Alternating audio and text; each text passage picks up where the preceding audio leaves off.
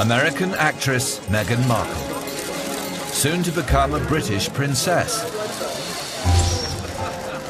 in a modern-day fairy tale. You've got the beautiful American actress. You've got everybody's favourite prince. It looks like the perfect match. Meghan and Harry's big day will be the latest show-stopping royal wedding, enjoyed by hundreds of millions around the globe. Royals do pomp and pageantry like no one else, and they do weddings like no one else. Every royal wedding is staged under a strict set of rules, drawn up with military precision and steeped in history. In this program, the secrets of the royal brides are revealed by royal insiders. From the dress designer, The most exciting part of any royal wedding is seeing the bride in her dress for the first time. to the wedding singer, It was a very exciting time, one of the highlights of anyone's life. the butler, to the cook. When Harry was quite small, he came into the kitchen looking for treacle tart, saying, "Mummy says it's okay."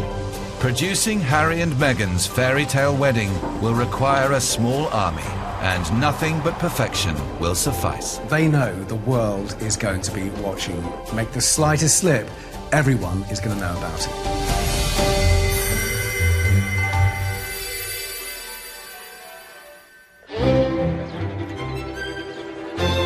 On the 19th of May 2018, 36-year-old Meghan Markle will marry Prince Henry of Wales, better known as Harry. The wedding of the actress and the prince will mark the culmination of 5 months of intensive planning, and comes less than 2 years after the pair first met at a club in central London.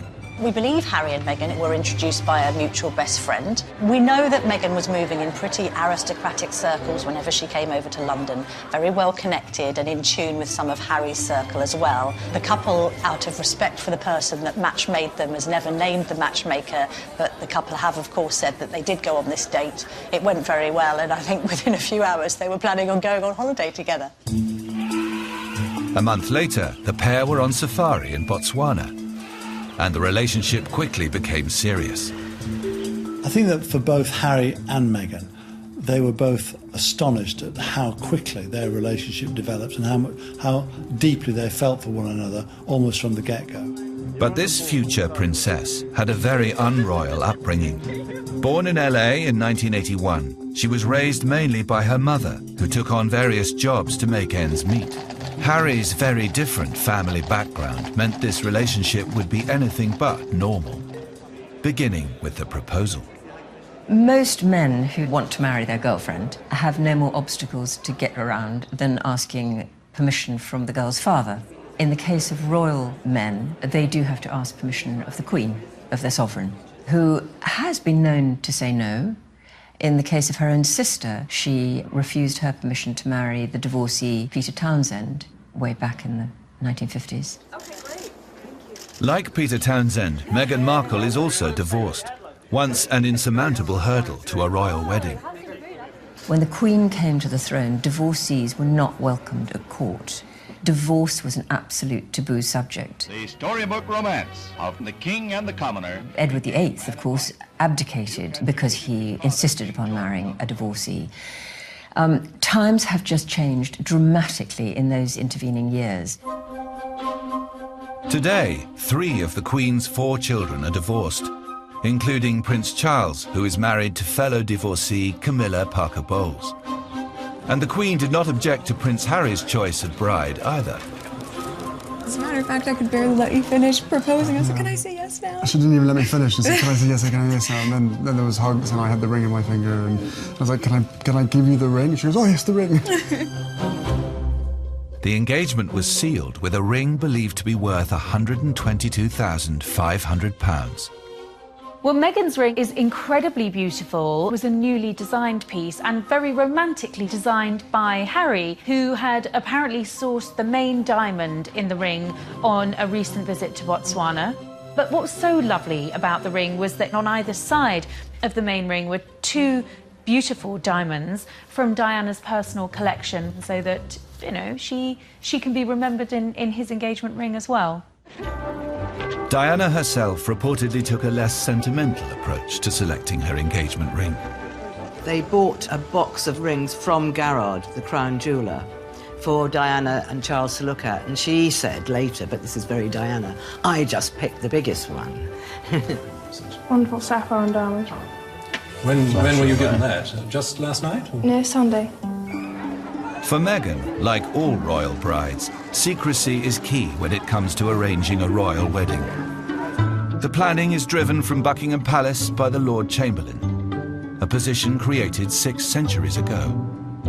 Lord Chamberlain is the head of the royal household. In fact, he's the overall boss who comes directly and is directly answerable to the Queen. His department is responsible for all sorts of ceremonial occasions, for organising weddings. As the Prince of Wales, Harry's father, and the Queen are pricking up the bill, then they've got all the sort of organisational skills backing them up. The choice of wedding venue is crucial for any royal couple. The most common venue is Westminster Abbey. It was where the Queen was married, it was where Prince William was married, it's where Diana's parents were married. Most society weddings and royal weddings probably happen there. Westminster Abbey has been hosting royal weddings since 1100. It seats 2,000 guests and is just a handy half a mile from Buckingham Palace. But there are alternatives. When Charles and Diana wanted even more guests and a longer procession, they chose a venue that hadn't hosted a royal wedding for nearly 500 years. St. Paul's Cathedral. Prince Charles decided when he married Diana to use St. Paul's Cathedral, and there was a lot of argument about whether that was going to be too expensive in order to secure the route with soldiers. And he particularly wanted to use St. Paul's so that more people would be able to come into the capital and see the wedding for themselves, or see part of the procession.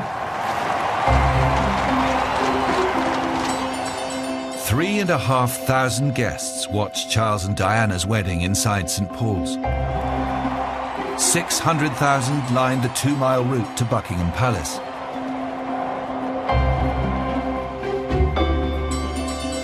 Harry and Meghan have decided on a different venue.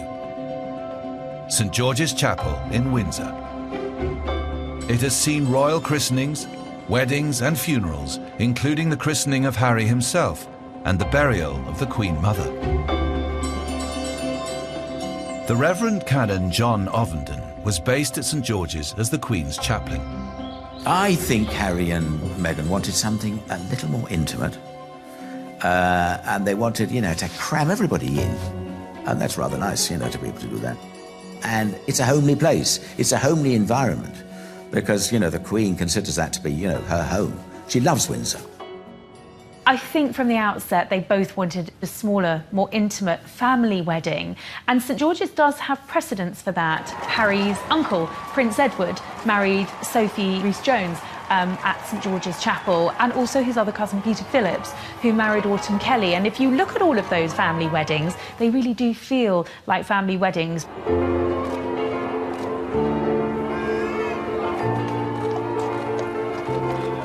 Harry and Meghan will have 600 guests at their wedding ceremony at St George's. Not many for a senior royal. Everybody wants to be invited, and those that aren't will see it as a personal and a social slight. When Prince William announced his engagement, they were given a list, as long as your arm, of people that had to be invited to a royal wedding. Dignitaries, ambassadors, heads of state, and on and on and on. And William took one look at this and said, well, if we invite all of these people, there's going to be no room for my friends. What do we do? He then went to the Queen, and the Queen said, what you do is you put that list in the bin, you invite all your friends, and if you've got space after that, then you go back to the list. I think with Meghan and Harry's wedding there is a bit of potential for controversy because Both are close, well, Harry particularly is very close to Michelle and Barack Obama, and I'm told had wanted to invite them to his wedding. But of course that could have put a possible diplomatic storm on the map with Trump. But I think you're going to see quite a smattering of stardust because, of course, Meghan is a well-known actress and she's got a lot of well-known friends. And it's going to be that wonderful combination of royalty and celebrity, so it's quite an irresistible mix. The invites themselves are produced by royal printers Barnard and Westwood.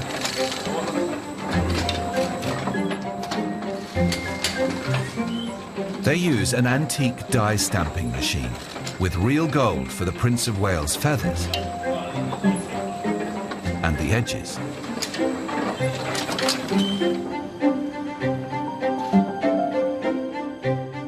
Prince Charles's former butler, Grant Harold, still has his invite to the 2005 wedding of his boss, to Camilla Parker Bowles. This is the actual invitation, still in pristine condition, all handwritten at the front. The Lord Chamberlain sends out the invitations on behalf, well, he's commanded by the Queen. And it says he's commanded because if you get an invitation from another member of the royal family, it'll be a case of request your pleasure. The Queen would send a command.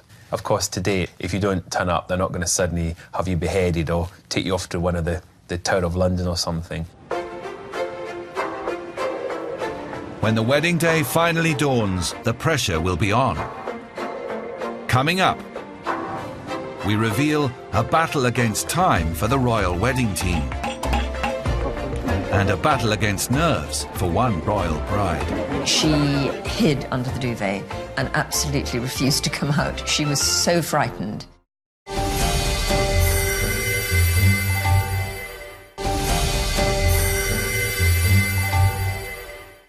At 12 noon on the 19th of May, St George's Chapel, Windsor will host the wedding of Prince Harry and American actress Meghan Markle.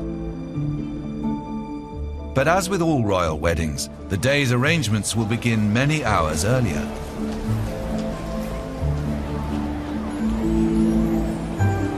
In 1981, Diana's dressmaker, Elizabeth Emanuel, arrived at Clarence House at 8 a.m. to meet the bride. Well, Diana didn't appear to be nervous at all, actually. Dave and I were nervous. Well, I was nervous. The Queen Mother was there, I remember, and we were dashing around, probably making a lot of noise, thumping on the floor.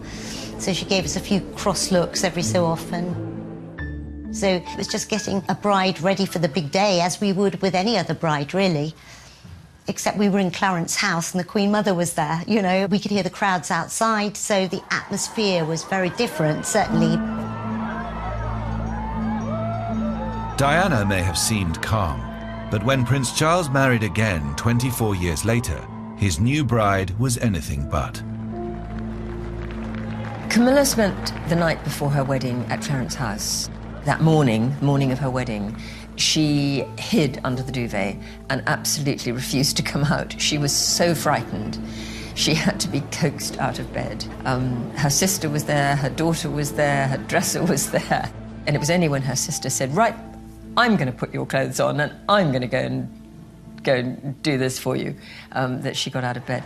She was terrified, and quite rightly. Nobody knew what kind of reception she was going to get.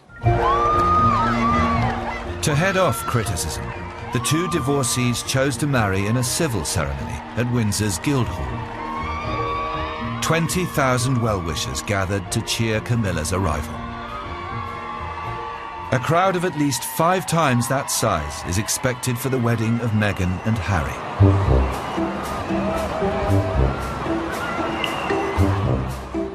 And according to royal wedding superfan Anita Atkinson, they should arrive early.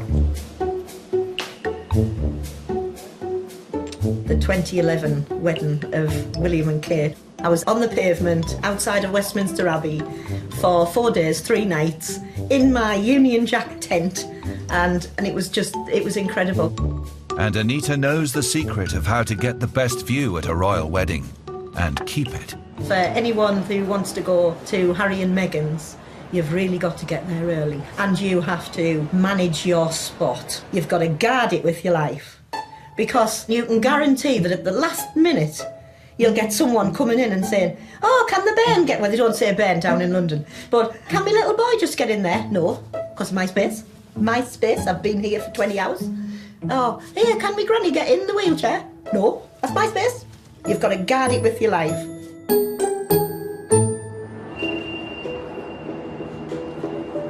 The arrival times of the invited guests are governed by strict protocol and planned to the second. One of the things about the royal family, everything runs to time. Everything runs to clockwork. Nobody is late. Everybody runs to the minute. At the wedding of Prince William and Catherine, general guests, including famous friends, were instructed to arrive by 9:45 a.m. 9:50 saw the arrival of senior politicians, opposition followed by the Prime Minister. At 10:15 came the first royals, the groom himself with best man Harry. The remaining royals follow in strict order of importance, culminating in heir to the throne Charles at 10:42 and the Queen at 10:45. Precisely 6 minutes later, Kate Middleton left the nearby Goring Hotel, and the waiting public got their first glimpse of the dress. Obviously, there are big secrets kept from every groom, and William was no different. The TV screens in the Abbey were actually turned off just before Kate left the hotel because she didn't want him seeing what she was wearing until she was walking up the aisle. The most exciting part of any royal wedding is seeing the bride in her dress for the first time, because the dress has been kept such a secret that when you see it, well, that's the moment we've all been waiting for. Now, it has just been confirmed that it is Sarah Burton and Alexander McQueen who designed this dress. Royal bridal dresses have been setting trends since the wedding of Queen Victoria. At a time when most brides wore bright colours, her daring choice of ivory kick-started the British tradition of white weddings. It was a direct influence on Diana's dress designer, Elizabeth Emanuel. So this is one of the trunks. There's 3 of them. Elizabeth still keeps a treasure trove of mementos from the dress of the century. Because I'm a bit of a hoarder, any scraps of fabric, sequins, I would put into the trunks because we were very worried about press finding out, you know, what colour the dress was and everything. Unlike with Meghan or Kate, Diana's dress designers Elizabeth and husband David were revealed to the press before the wedding, kick-starting a media stampede. We were totally unprepared because we had press phoning us up and people outside, people going through our bins, cameramen rented premises across the road to us and they had their long-range camera lenses and everything changed from the minute it was announced. The Emanuels hoisted in a safe to store the dress and employed security guards to mind it. And that was just the beginning. There were various things that we did to protect the secret. One of it was to put odd-coloured threads and fabrics in our rubbish because we knew people were going through the bins. We bought giant shutters so we could pull them down so people couldn't look through our windows. And then we made the spare dress just in case, you know, in case they discovered the secret. But we just didn't talk to the press, even though they tried very hard and would say things like, oh, please give us some details because I'll get a sack if I don't come back with something. And, you know, I'm trying to keep my children going through school and it was just awful. But the spare was never needed. The original remained unseen until the wedding day. You know, I don't think anyone will forget the impact that Diana's dress had. It was probably the most iconic dress in royal history, and I think that was because it was so elaborate. I mean, the train itself was 25 feet long. My favourite bit of all the footage, I think, is of her coming out of the coach and then her train is released and she turns around and then the wind catches her veil and it's the most dramatic and exciting moment. Always reminded me of a beautiful butterfly emerging from a chrysalis, and it still does. And it marks really, for me, her transformation as well, from you're a young girl into a princess, you know, and we thought at that time Queen of England at one time. The right wedding dress has the power to transform a bride's public perception, as Camilla Parker Bowles was also to discover. Prior to her 2005 wedding, Camilla had a less than glamorous image. We'd seen some pretty terrible photographs of Camilla over the years, because they were all snatched by paparazzi, so she was looking thunderous, or she was in her old gardening clothes. And suddenly there she was, on that lovely spring day, in the most beautiful clothes, with a glorious hat and a beaming smile, and she scrubbed up really well. She looked fantastic. It was the beginning of a complete change in her fortunes, because people could hear her voice for the first time. They met her, they discovered that she was a lovely, warm, friendly, funny woman. Meghan Markle's choice of dress is the subject of intense press speculation.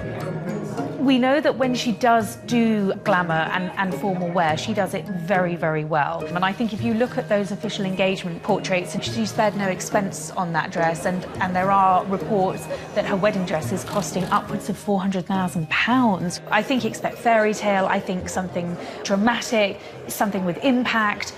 I suspect that she will go for white or off-white, but I'm told that she would like to incorporate a hint of colour, possibly in the sash of her dress, that will be picked up by her bridesmaids. And I'm told sleeves will feature in her dress. And I think, again, that's probably a nod to the formality of the day. You know, this is a royal wedding. You don't see royal brides in strapless dresses. Prince Harry is expected to wear ceremonial military uniform, just like his father, who wore naval commander full dress, and his brother, who chose the bright red tunic of the Irish Guards.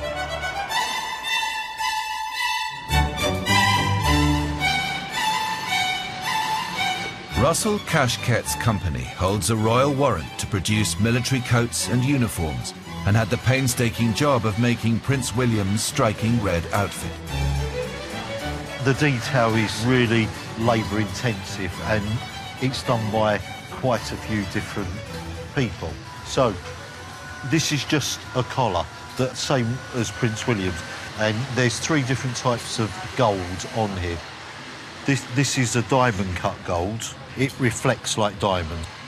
If I pull it, can you see? That's real gold. Russell had to make Prince William's uniform in the strictest secrecy. You can't talk about it, and also for the staff trying to make garments for them not to know that it was for the royal wedding was quite hard, because it couldn't be leaked. 2 people knew that it was Prince William's garments going through. As far as the staff were concerned, it was an officer going into the Irish Guards. There was no name on the garment going through. The earliest they would have known about it would have been on the Friday morning, after he'd walked out in his scarlet tunic, because they would have realised who made the scarlet tunic. And they would have all been sitting going, I made that. Adding a personal touch to the church is the job of the florist. Meghan and Harry have selected Philippa Craddock, who promises to fill St George's Chapel with locally sourced, bee-friendly blooms. This follows the natural look of Will and Kate's wedding, created by Shane Connolly. Shane brought the countryside into Westminster Abbey, trees and all. I suppose the thing that was the overriding thought through that wedding was that everything was thoughtful. That was the thing that the Duchess felt was really important to her. The sourcing, that it was English, that it was seasonal. So the idea of the trees were one of the first directions that we went in, and they loved the idea. Shane had planned an avenue of cherry trees in blossom, but then the British weather intervened. The heat leading up to the wedding was a huge surprise. And it got hotter and hotter, and my suppliers said, there's no blossom left. The week before the wedding, I had to phone the bride to say, there's no blossom.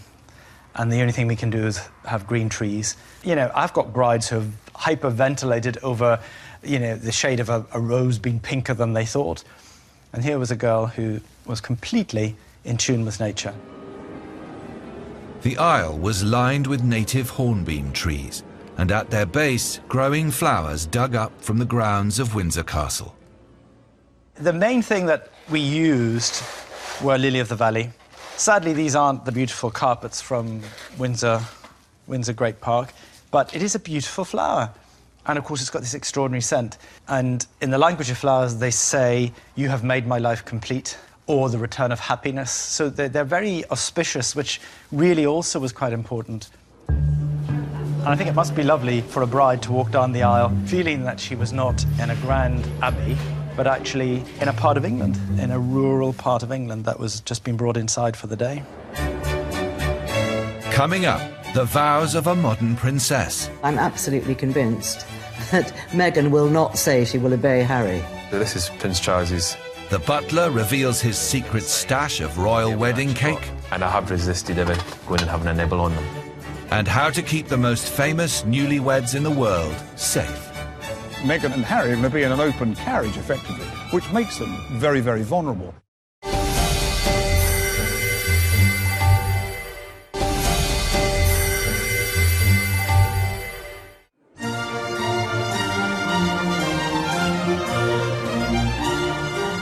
Royal weddings have become a global media phenomenon. 750 million people watched Charles and Diana marry in 1981. By 2011, viewing figures for William and Catherine were said to have reached 2 billion. Yet at the heart of this huge media event is a traditional British wedding service.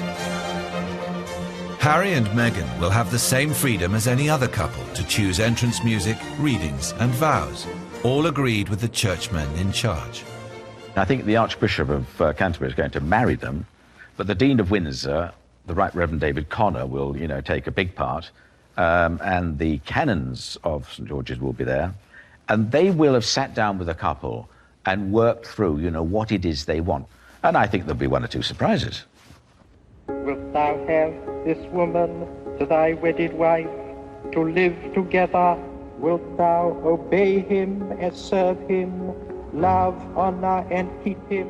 And Elizabeth Ellis Louise. Royal brides have traditionally vowed to love, honour and obey their husbands. I, Sarah Margaret. I, Sarah Margaret. Charles Philip Arthur George. Wilt thou have this woman to thy wedded wife? Yet in 1981, Princess Diana broke with 4 centuries of tradition. The vows for the royal brides are purely a personal choice. Diana broke with tradition by saying love, honour and keep. I, Diana Frances. I, Diana Frances. Fergie kept the love, honour, obey. Take the Andrew Albert Christian Edward. But then stressed afterwards that she wasn't the sort of girl that would obey, but she wanted to keep the wedding ceremony as it was. To have and to hold from this day forward. To have and to hold from this day forward. For better, for worse. For better, for worse. Kate Middleton, when she married Prince William, went back to Diana's idea of love, honour and keep, and I'm absolutely convinced that Meghan will not say she will obey Harry. Wilt thou love him, comfort him, honour and keep him, in sickness and in health? I will. One tradition Meghan is likely to follow is with the choice of wedding ring. And she who shall wear it may remain faithful to each other. At royal weddings, only the bride is given a ring, Together in love until their and it is usually forged from ultra-rare Welsh gold. As far as the wedding band is concerned, I would very much expect that Meghan will be given a wedding band made of Welsh gold, because that's traditional for royal brides. It's in the Queen's gift. She was given a supply of Welsh gold by the people of Wales, and she gives pieces of that gold to the members of her family who are marrying out. Kate wears a band of Welsh gold, and I'm sure Meghan will have the same privilege as well. It's a family tradition. With this ring, I thee wed. I thee wed. With my body, With my body, I thee honour. I thee honour. The signing of the register is the only part of the royal wedding conducted away from the cameras. It's a lull in proceedings filled with music and sometimes a show-stopping singer.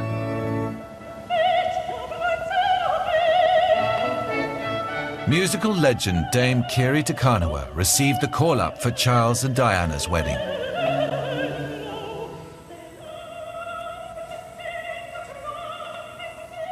It's quite strange watching, I must say. 35 years ago, my God. Not bad singing, though, I must say.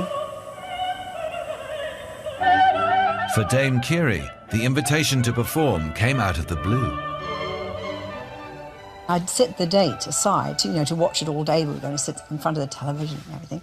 And then suddenly I get a call saying, you can't tell anybody, but Charlie's asked you to sing at his wedding. And of course I thought, Charlie who? Anyway, it was Prince Charles. And not for several months was I able to mention it. So it was really quite... Can you imagine a secret like that? It was a very exciting time. I mean, I think one of the highlights of anyone's life, really. But behind the scenes at St. Paul's, it wasn't all glamour. The big thing that everyone says to you, please, there are no toilets down there, so you've just got to go to the toilet when you can. Then, of course, the worry about getting to the church in time and just going through there and hoping that I was on time and didn't fall over before I went in the church, got to the right place and stayed there. Dame Kiri's performance was heard by an estimated 750 million people around the world. It was just a one-off, magical cameo, something for my life. And if you look at it, if you look at the footage, there it is in history. It was a magic time in England, just a magic time. The royal couple usually emerge from their wedding with gifts from the Queen. New titles. When Meghan Markle marries Prince Harry, or to be exact, Prince Henry of Wales, she will become Princess Henry of Wales. So we don't call her Princess Meghan, it'll be Princess Henry of Wales. However, to add to the confusion, this might only be for a few moments, because possibly on the day, the Queen will give them an official new title. So it might be, for example, the Duke and Duchess of Clarence or the Duke and Duchess of Sussex. Who knows? We'll find out. So it's going to be a bit of a tricky time to keep up with what the actual title is.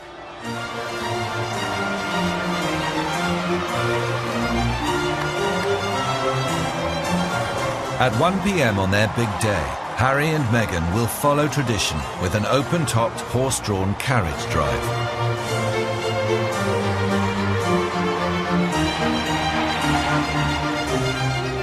Their procession through Windsor town centre will present a huge challenge to security staff like Ken Wharf, former protection officer to Princess Diana. Well, when Meghan and Harry leave the gates here at Windsor Castle, from the total safety of Windsor Castle, you're really stepping into the unknown here. Because there are always those uncertainties that one have to prepare for. I mean, we have lots of buildings here that need to be searched, need to be secure for that occasion, because let's not forget, Meghan and Harry are going to be in an open carriage, effectively, which makes them very, very vulnerable.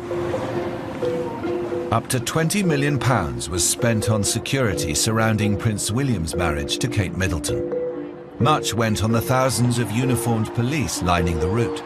But royal weddings also require hidden security officers, deployed closer to the couple's horse-drawn carriage. When Harry and Meghan leave Windsor Castle here in an open carriage, one of the footmen on that carriage will be an armed protection officer from Scotland Yard. There's an additional security there for the couple as they process through the streets of Windsor. And there are people positioned on rooftops, armed police officers. And there are individuals in plain clothes amongst the crowd looking for that individual that might be tempted to do something stupid. Meghan and Harry's wedding has prompted the largest security operation in the history of Thames Valley Police. A so-called ring of steel will include hostile vehicle barriers erected along the procession route and at key entrances to the town.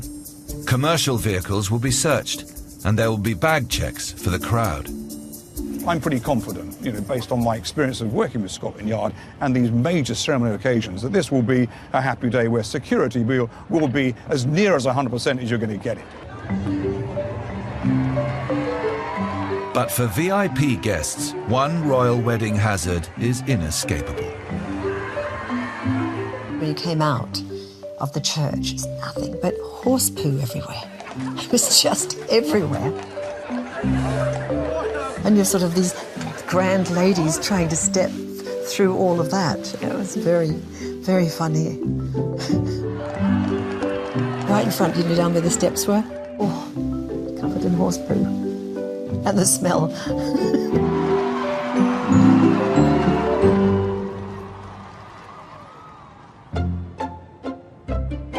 After the procession, 600 guests will join Harry and Meghan inside Windsor Castle at St George's Hall. Here they will find a vast dining table set for a 3-course dinner, all expertly laid by staff like former royal butler Grant Harold.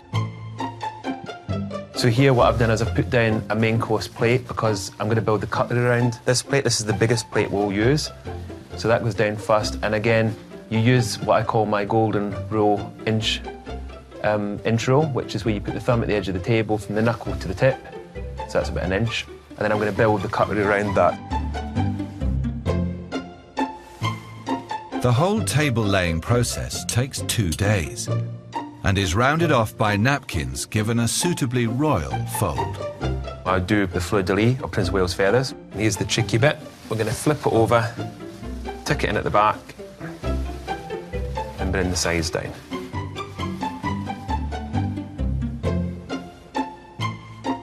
Maintaining standards is the job of the butlers and their boss. Even on some occasions, it is known that the Queen will even go round and check the table. She'll go round for a final inspection. With state banquets, she will go round and make sure that everything is how it should be. So she's quite strict about that kind of thing. She's got a very good eye for the attention to detail, and there's microphones in the flowers for when people do speeches. So that's where the actual microphones are, and she always makes sure that you can't see them. So she's been doing it for years. She's a fantastic hostess. She knows exactly what to look for, and she will notice if anything's not in place, if something's not been done right, she will pick up on it. The wedding breakfast itself is prepared by royal chefs to a menu drawn up by the couple. Few people have a better insight into what might be served up for Harry and Meghan than Carolyn Robb. She was personal chef to Charles and Diana as Harry and William were growing up. I think a lot of people assume that the royal family eat all their meals off gold plates. Food that we cooked a lot was roast chicken, roast beef, shepherd's pie, sausages and mash, all those wonderful traditional English dishes. Can't see him putting those on his wedding menu.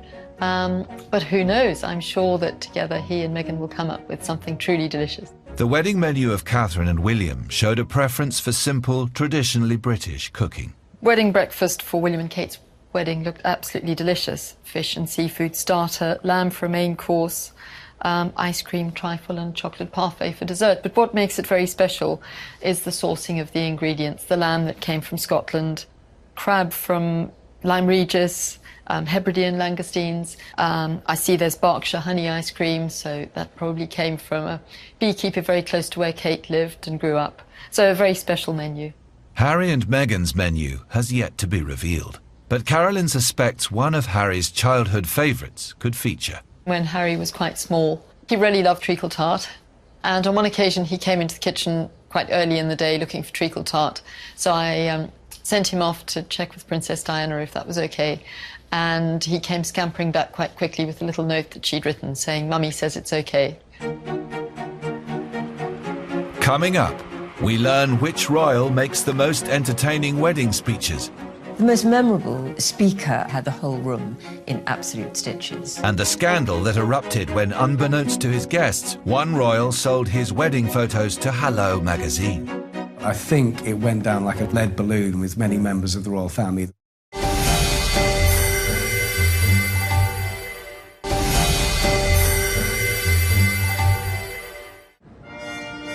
On the 19th of May, Windsor Castle will host the new royal bride and groom's wedding banquet. For many, the highlight will be a best man speech, expected to be delivered by Prince William. But according to royal insiders, he'll struggle to outshine his own best man. The most memorable speaker, I think, at royal weddings that I'm aware of has been Prince Harry. He apparently had the whole room in absolute stitches. Now, he wrote that speech while he was in the Arctic, walking with the Wounded. Anyway, he came back, put it on paper, ran it past Chelsea, his girlfriend at the time, who said it was wonderful, but there was one reference in there that she felt was a little too far, which was to Kate's killer legs. And she just said to Harry, I think you better drop that. Which he did, but apparently his speech was very, very touching. He referred to William throughout as the dude and sort of said if he could end up as happy as his brother, then he'd be a happy man too. So it was very sentimental and very, very funny speech, all delivered while he was wearing a fez, apparently. Every wedding guest will receive a memento, a piece of wedding cake packaged in a commemorative box. So this is Prince Charles's the Dutch Commonwealth one, and then inside there we've actually got the cake still as it was all those years ago. And then here we've got a more recent one. So this is Prince William and Catherine Middleton. This one you can tell has probably never even been opened before. We've actually got the cake again. I've just left them exactly as they were, and I have resisted ever going and having a nibble on them. Harry and Meghan look set to ditch this traditional-style wedding cake. Instead, they've asked the fashionable Violet Bakery in East London to produce a lemon and elderflower sponge covered with flowers. They'll also be refusing gifts, like William and Kate before them. Kate and William did it differently. They decided they didn't want any gifts, physical gifts. They wanted their friends to donate money to charity, and I'm sure that's what Meghan and Harry will do. After the main reception is over, an exclusive party of 200 guests will head half a mile south to the Windsor's private hideaway, Frogmore House. 10 years ago, Frogmore was the venue for the wedding reception of Harry's cousin Peter Phillips and his wife, Autumn Kelly. They provoked a scandal when, unbeknownst to most of the guests, they sold photos of the private bash to Hello magazine for £500,000. Generally, what happens in the private do's stays in the private do's. There are no cameras there, or none of our cameras are there. So what happened with Peter and Autumn's wedding is controversial and unusual. The junior royals host a wedding ceremony, which is where they're supposed to be the private situation, the most private the royals are ever in, inside their own home, for goodness sake. And they thought this was just photographers at a wedding and happily posed and grinned away. And then were quite amazed in a couple of weeks afterwards to see 59 pages of a Hello supplement dedicated entirely to things that they thought were private family shots. I think it went down like a lead balloon with many members of the royal family. I don't expect that to happen with Harry and Meghan. Harry and Meghan's evening reception looks set to follow the model of William and Kate's, a private star-studded party that continued until fireworks at 3 a.m. There'll be a knees up for Harry's gang and Meghan's friends, and that could well go on well into the night. They're mates with Ed Sheeran, they're mates with Ellie Goulding, they're mates with Joss Stone. Elton John's got his place round the corner. I think he's cleared his diary. Stormzy could well be there, but at this stage we just don't know. Given Harry's reputation as a bit of party prince, I'm hearing that, you know, what is being planned is going to be a pretty big party.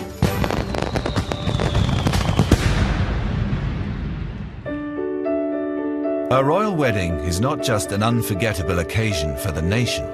It is also a deeply personal event for the royal bride and groom. One of the loveliest stories of the royal wedding was that once William and Kate had left their wedding breakfast and they turned on the royal wedding, they'd recorded it and they watched the playback, and that apparently was one of the real highlights of their day. And I think in that respect, they're just like everyone else. Key thing, obviously, is to love the person you're marrying. Charles and Diana hardly knew each other when they got married. She was still calling him Sir. That has not happened with her boys. Harry and Meghan, as long as they carry on the way they are now, they will be highly successful. Don't try and change just because you're a married couple. Be yourselves and be the way you are now, and you'll succeed.